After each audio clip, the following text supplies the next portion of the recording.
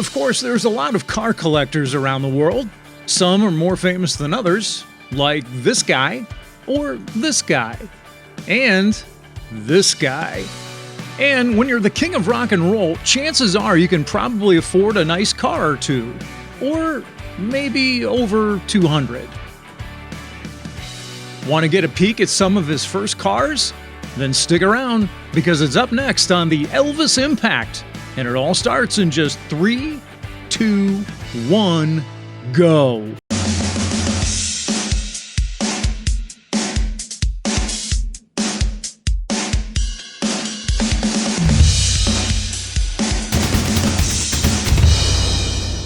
I'm good. How about you? Christmas, Christmas, Santa Claus, Christmas, Easter Bunny. Good. Awesome. All right. How you doing? I'm good. How are you? Pretty good. Good. You waited this time, I see. I did. Yes. Good. Good. You listened. All right. That's awesome. That's a little inside joke. Actually, what happened was, and I'll tell you, the last episode, you know, she was going to lean in and say, hey, how you doing? You know, kind of just get us started off. But she didn't wait. Like, I was half bent over in my chair trying to get like the clapper thingamajig put away and all that stuff. And I'm like I'm down here. And she's like, how you doing? I'm like, would you let me get back up? I thought he was sitting. I thought he was where he was supposed to be. Clearly, so. I wasn't. Move a little faster, Todd. Yes. All right. Welcome to the ELVIS Impact. I am Todd Papes. And I am Kathy Lee. Yes. And we've got a interesting one today. Not interesting in the fact of like unique, but interesting. And there's a lot of stuff to talk about, but we're going to just try to kind of get into the surface of it, because we're dubbing this one basically the early years cars, the early cars, because we're talking about Elvis's car collection. And if you don't know, it is a massive, massive collection for a individual to have. Now, it may not be as much as maybe somebody today, like a Jay Leno or somebody, because I really don't know what he has. All I know is there is there's a ton of cars that Elvis got and gave away and so on and so forth. So we're going to get into those and talk about some of those things. So we should probably start with just the first cars that Elvis had picked up in his the first couple that he got, really. So yeah, they were the Lincoln Zephyrs. Zephyr was the one, and I forget what the first Lincoln. It was the first Lincoln that he purchased was a 41 Lincoln. Was it a Zephyr as well? I don't remember. Correct, it was a Zephyr. Okay, so that one he purchased when he was working for driving the truck for. I'm assuming Crown Electric, and he purchased that with his own money. And that one was, not the greatest thing for him, I guess. But it was his first car that he actually purchased. Now, the first car he actually got was the Lincoln Zephyr that he got. From Vernon. Yeah, from Vernon. Vernon gave it to him as a gift. And that was his actual first car that Elvis got, so he didn't buy it with his own money. He starts to get, famous as well too. So now he's as he's getting some money, he's made, his appearances on some of these shows and stuff like that. Elvis is a gearhead, apparently. I mean, maybe not a gearhead. I shouldn't necessarily go that route. He loved cars. He loved his car. Yeah, I don't know if gearhead usually would imply that you know what you're like internally with the engines and all that, right? Yeah, and then in one of the museums has on the wall a quote that says, life is too short for boring cars." Yeah, well, at the Elvis Museum? At the car collection at Graceland? The Presley Motors. Really? On the walls. Okay, all right. And none of his cars were boring. No, by far. They were gorgeous, they were all elaborate. Yeah, crazy, and a lot of them he just, he made them his own as he got through those. But, a lot of the years or a lot of those cars that he ended up collecting, he ended up kind of taking them and giving them away and so on and so forth. And, we've heard the many stories of all that. Some of the first famous cars, there were two in particular that a lot of people pretty much center in on. One is the pink Cadillac. The pink Cadillac. So tell us about that a little bit. So the first pink Cadillac only lasted a couple months. Right, because they were what, using that for running around. It was with the guys running around doing the tours down in the little south. southern swing. So they were down in Arkansas somewhere in the something gave out, and so then he got a second Cadillac. Okay. Fleetwood. Okay. And that was the one I think he ordered that while he was there, while that one gave out, because they needed to get going back onto the road, right? Mm-hmm. Yeah. So while the one that fried out, they basically he was continued to get it repaired, I think, correct? And then this was my understanding. Anyway. Okay, yeah. So he continued to get it repaired. Got the other one as the replacement vehicle, but I think this was the one that got repaired, I think was the one that he ended up giving to Gladys, was it not? No, he got a second car. It was, okay. A second one, and the second one is with the one that he gave to Gladys, and that's when he also had the customized paint job to paint it pink. Because it was what, white to begin with? Was that a white one? No, it was or like a blue one? No, I thought it was like a grayish silver, grayish color. Okay. But oddly enough, like Gladys didn't know how to drive. No, she drove it around the driveway. Yeah. And she never had a license either. So it was just kind of more of like a symbolic thing. I think I understand, like the people mostly who did that were other family members. Vernon, of course, and then maybe a couple of their family members. But that is the but famous Cadillac that's in all the photos, the famous pink Cadillac. Yeah. So, but it didn't start out as pink, which I did not know until, kind of digging into some gray. of this. I'm thinking some sort of gray. And then the other that is kind of a more famous one is that, hence your shirt here, the purple Cadillac. Oh. So yeah, so you got a lot to say about this, I think, right? So this one is the Cadillac Eldorado convertible. Okay. I love this convertible. This pretty cool car. Well, this is the one that has the shark fins on the back. Okay. Looks so sharp. Well, originally it was a different color. Yeah, that's right. This was a different and color. you know why? Why was it a different The original color? color was like an ivory white. Okay. But so many girls would kiss it. Oh, and they'd ruin the paint job with the lipstick and stuff, or just like leave all the lipstick marks all over the place? He went and he ended up going back to the guy who the paint guy, Jimmy Saunders. Okay. And the ever famous story about smashing the grapes. Yeah. To get the right color. So basically what happened was when he went to go get this paint job, Elvis did, and he walks in there and the guy says, well, what kind of color you want? And then I don't know where the grapes came from. They were obviously purple grapes. And apparently he walked up to the car. He had the grapes in hand. He smashed them. He smeared them on the car or something like that. He said, this color is what I want, which is kind of nuts. I think it's awesome. I think it's awesome. Like, good for him. But the colors are customized. He was known to change the colors of the paint. Yeah, very much so. Yeah. And then makes you wonder with the pink Cadillac, the pastels, what was going on. And this, I think, would be another thing we can look at is what was going on in Detroit then. What influence did he have? With the colors of the cars? I didn't even think of that. Yeah. That might have been something. What was going on in Detroit? And were they picking up on that trend? Because it was popular. Oh, yeah. I mean, you had a lot of, the pink was a popular color, and all these other different cars. I mean, yeah, I didn't even think of that aspect of it. I guess that would be something. And then I'm going to take it to a whole nother layer. Here we go. Yeah, please do. Whole nother layer. Go. Is that... So, yeah, granted, this was Gladys's pink Cadillac that was ever famous, but that was also, too, a couple years later is when all the pink refrigerators.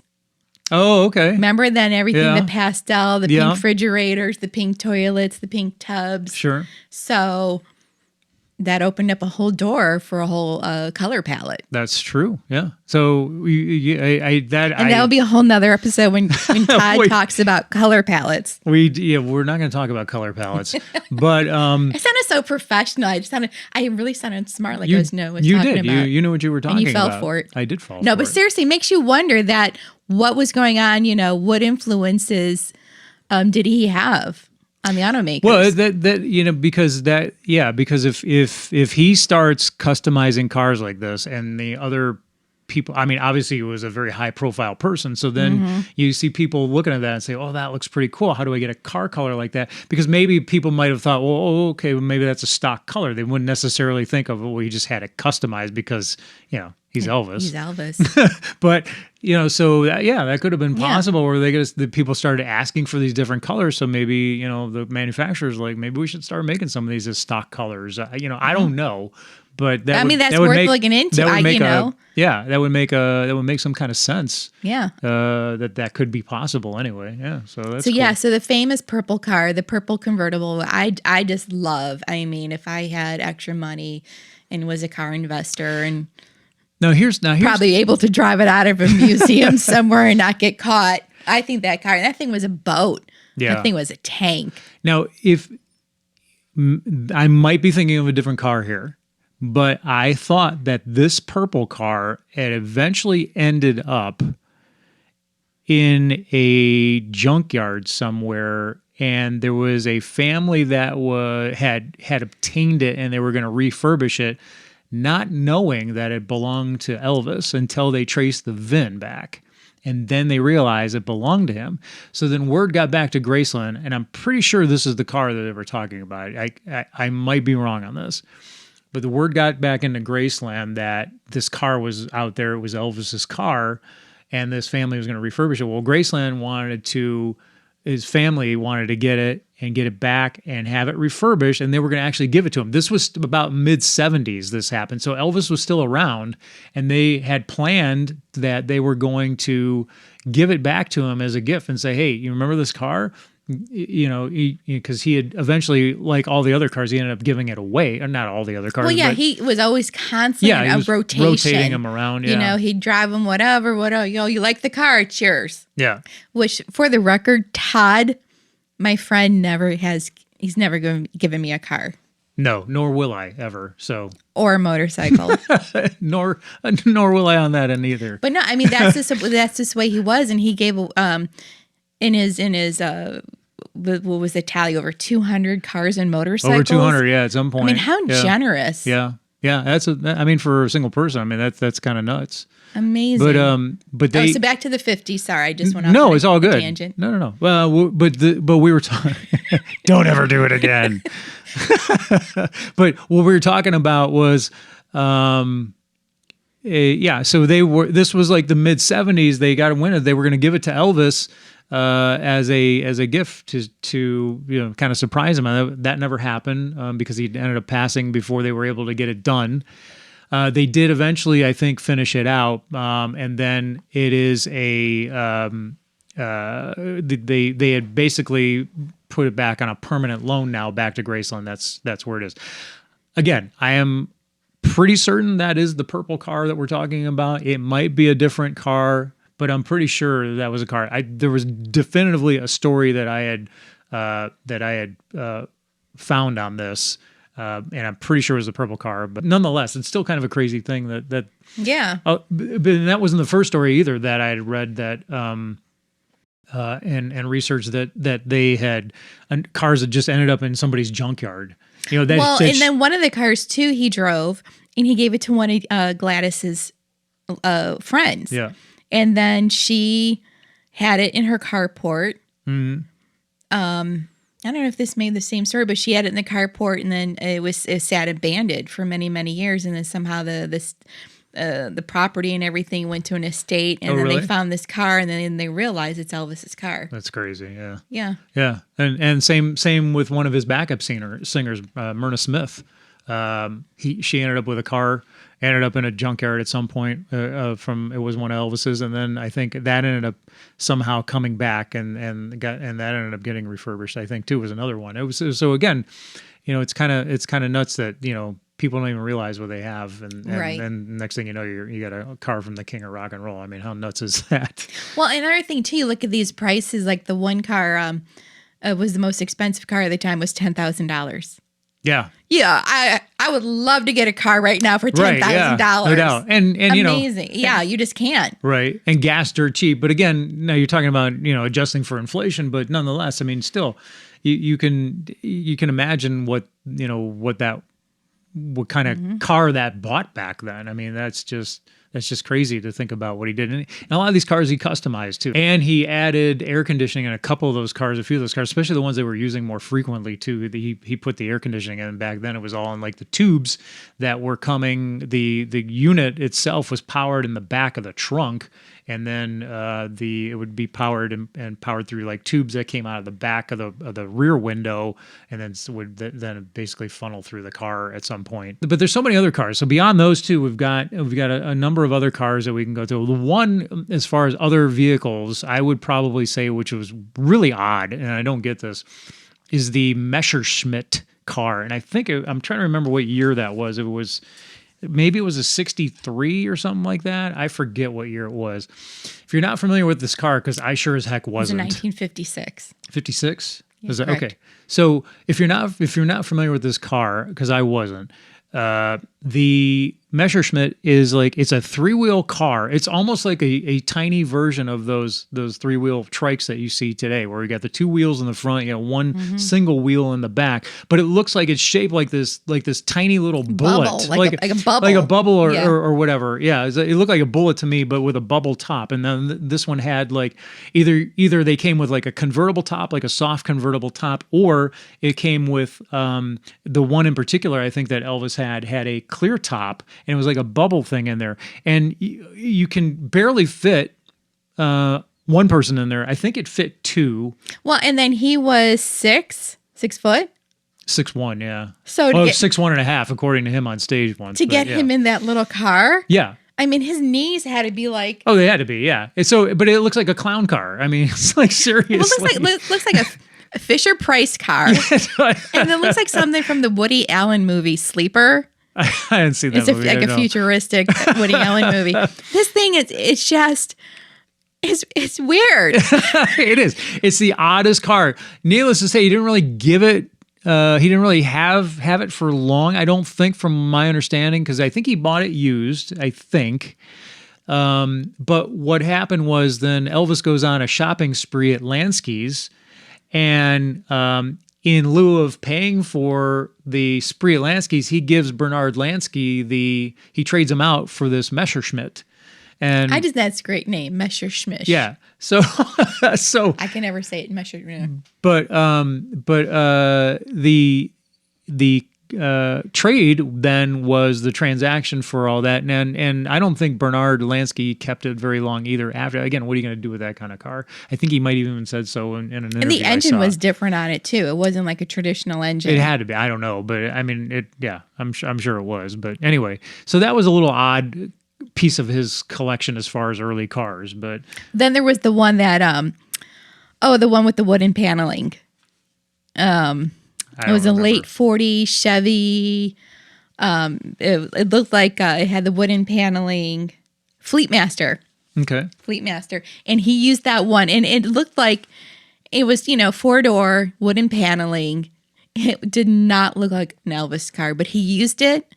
Is it the early version of like a Woody from the 70s? Yes, and they're only like 2,000 made. Okay. But he used that to sneak out of Graceland and go tooling around. Oh, because nobody would figure out. Nobody would. It's just like a family car or whatever, yes, right? That's what it looked like. Okay. And then also, I was one of the stories I heard too was that at one point he had an old like a dump truck, garbage truck.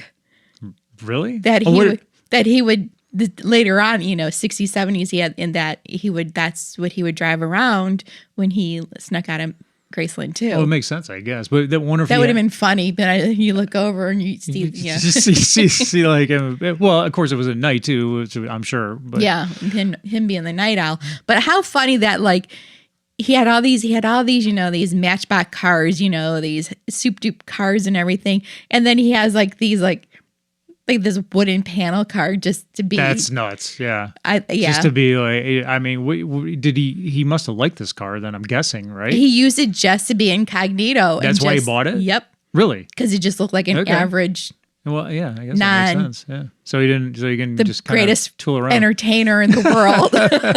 But here's the funny thing about it is like he wasn't shy about getting in front of fans and talking to fans and stuff like that. But at the same time, I guess if you're confined to running around at night, I guess I'm sure. I mean, you want to have some privacy. And he needed a break from it. Yeah. I mean, we're and the big another thing too. Elvis is human. True. Yeah. Very much so. And I know you need your space. I definitely need my space. Right. And there's times I want to be a hermit. He's human. Yeah. So maybe he just wanted to get away from it all, just go driving. Yeah, I'm sure. Just without having, maybe he just needed to get a break. Yes. And not necessarily enjoying a nice fancy custom or sports car or whatever, but right. just getting out. I totally get it. Yeah. I totally get it, Yeah. Well, again, he's the first guy at that point, basically the first entertainer who had to live like that because he couldn't go anywhere in the daytime because he couldn't, he'd never get anywhere. He'd get mobbed. So, trying to adapt to that lifestyle and then I guess, buying a car accordingly would make some sense. And you go from living in the conditions that he grew up in. True. And then within 5 years, your whole life is a completely different world. Total 180 from where it was, yeah. And, I totally understand that he needed, and you totally understand why he wanted all these cars, too. Because now that he's into money. Yeah. Well, he definitely, he said, I think he said in interviews and stuff like that, he would dream about, he'd see all these cars, these nice cars going about, and he'd dream like one day he'd be financially able to afford a nice car one for himself, and then let alone, he ends up owning like massive amounts of cars, so, but yeah, just reminders of where he was. And these were like, he was able to overcome that. And that was kind of like a symbol, if you will, of him overcoming that is having these vehicles here. On top of the fact that he just loved cars. He loved customizing. Almost every car that he had, he customized pretty much, put a custom paint job on it, put some kind of custom interior on it, whatever the heck it was. And again, this comes back to Elvis breaking the norms. He just didn't settle for what came off the lot. Yeah. That he was confident and rich enough that he wanted something, he made sure he got it done. Yeah. He wanted privacy window. He wanted, gold trim. He wanted, leather, whatever. He got it. Well, even to the point, he was one of the early first people that had a mobile phone in the car. So, he got that. He was able to get that. He can order, the Rolls Royces. He ordered a couple Rolls Royces that he had. Well, not even just the limousines. There was a couple. There was one. There was a couple that he had there that were pretty laid out. One of them had a TV. Yeah, had a TV in there. One of them he ordered, I guess, from my understanding, he ordered a left drive one. It was like straight from Europe. Where here in the U.S., the cars, we sit on the left side. The steering wheel's on the left. We drive on the right-hand side, but, in Europe, for example, obviously, you all know that it's the complete opposite there. So he ordered one of those just to have one of those, in addition to putting a mobile phone in or whatever the heck it was back then. But, yeah, it's just insane the amount of cars. At any given time, I guess, there on a regular daily basis, there would be about 20 usable cars there that he would go to. The other thing, which is kind of funny, is whenever the cars were there and whenever he was in town at Graceland and hanging out, all the cars would be parked outside. They'd be ready to go. All the cars would have keys in it. Usually, I'll get to that in a second, but they would usually have all the keys laid in there. So then whenever the mood hit them, Elvis decided, hey, I want to go out or whatever. Well, like that. Even when he was living in the house before Graceland, he was known to show off the cars in the front. Yeah, for sure. So he was proud of them. Oh yeah, but the point was is they were ready. They were ready to go. Because if it hit Elvis that he wanted to just go run around for the night or whatever like that, everything was ready. They could just jump in the car, take off. So everybody would just kind of wait for Elvis to pick whatever car he wanted out of the collection. So Elvis would jump into that, he'd take off and go, and all the other guys would jump in the other cars because all the keys were already in there and ready to go. Now, here's the funny part of that when I get back to my little side story here. So Elvis's Aunt Delta lived at Graceland for a long time, and I'm pretty sure she lived there well after he passed for I think into the early 90s, if I'm not mistaken. If this is who I'm thinking of, but anyway, it was Elvis's Aunt Delta specifically, though. She was always trying to, clean up after things a lot of times because, it was her house as well, too. She didn't want to live among the clutter that might have been left over from the mafia guys or Elvis or whoever. So, or Scatter the monkey. or Scatter the monkey. But she would often go and round up all the keys out of the car and put them in the kitchen. And that would kind of cause a little bit of a frustration with some of these guys. Could be like, Elvis maybe gets in, maybe Elvis has the key to the car or something like that. And he takes off and these guys are all stranded behind him. Like, what key goes to where and where's the keys? Well, Aunt Delta had decided, hey, I'm going to round this up. The keys belong in the kitchen, not laying in the car, kids. Let's go. And so they're all like, well, which one is this? Exactly. So I thought that was kind of a nutty little thing that side note that I heard. It was kind of funny. So step back in time. Wayne's World, party time.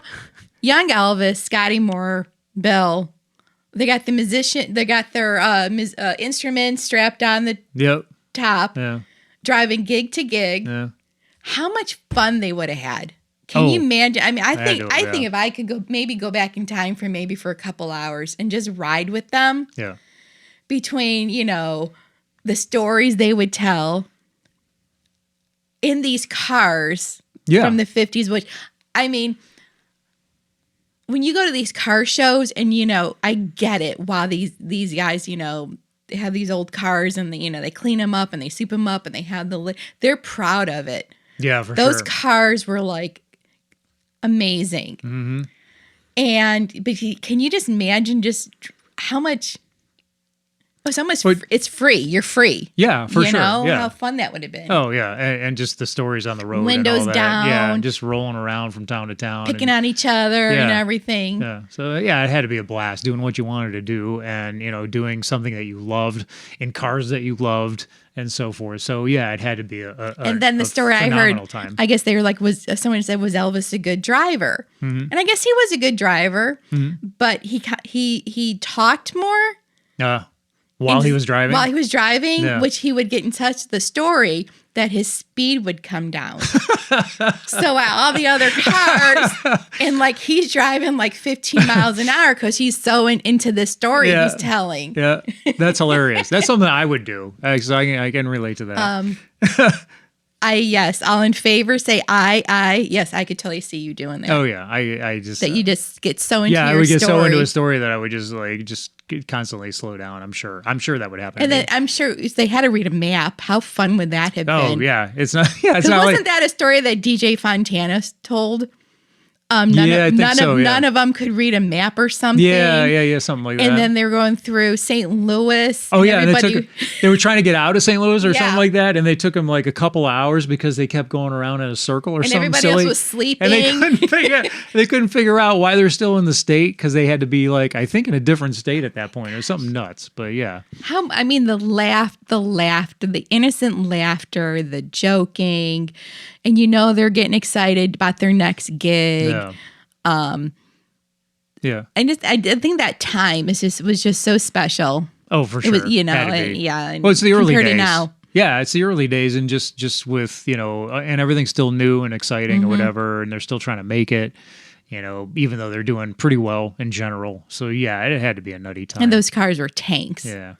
So, you got any other ones on your list? Well, yeah, I just think it's funny. There was another car, it was a Lincoln Continental that ivory color, whatever, that the girls would just kiss up. Yeah. They would just kiss all over it. And I'm like, I don't know. Well, I mean, I guess it's kind of like similar to them, like signing the Fieldstone outside of Graceland, so that it's the same deal there, I guess. But it's different with a car. A dirty car, I mean, now with all this pollution and everything, I'd be like, I don't think they cared about that. I don't think so. Yeah. Well, that was the early car collections that we just kind of covered there. And again, there's so many more to get into. There were so many when we were digging into this. It was just like we could have probably gone on for hours or something like this, especially if we, had more time to do a little bit more research and just kind of figure all this out. And we didn't even get into the later cars. There's so many other cars. Oh, we totally did not get into the famous Thunderbird. Yeah, so we, awesome car that could possibly be another episode down the road, because or the Impala or the Riviera, which are sharp. Sorry. That's all right. Well, and the Stutz, they're like little Matchbox. Yeah, and the Stutz and all that stuff. So the limousines. The limousines, oh yeah, my gosh. yeah. So all kinds of different cars yet for another time, so we can come back to that. But have a discussion down below. Let us know what you think about all these cars. Here's a crazy question. Did any of you out there, were you a recipient of one of these cars? That would be amazing to hear. So if anybody out there was a recipient of one of these cars at any point, please let us know. We'd love to hear that story and have stories to share. And have stories to share from it. That would be awesome. So yes, please share your comments, subscribe, the whole bit. We'd love to have you. As a subscriber, as you've probably seen already, if you followed us so far, any subscriber that subscribes to the channel, it's automatically free to do, but you'll also automatically earn the recognition of becoming one of our EIPs, and we will recognize you for that. Again, what does it mean? It means absolutely nothing, and you don't get anything for it. You get braggers, but you get braggers' rights to be a part of our channel and a part of our community. So we hope you encourage you to do that. But that's another episode for the Elvis Impact. We are so happy that you are with us. We are thankful that you are here watching and enjoying this, and we hope you're enjoying everything that we're bringing you. We've got plenty more topics to dive into. But until then, until next time, we will see you later.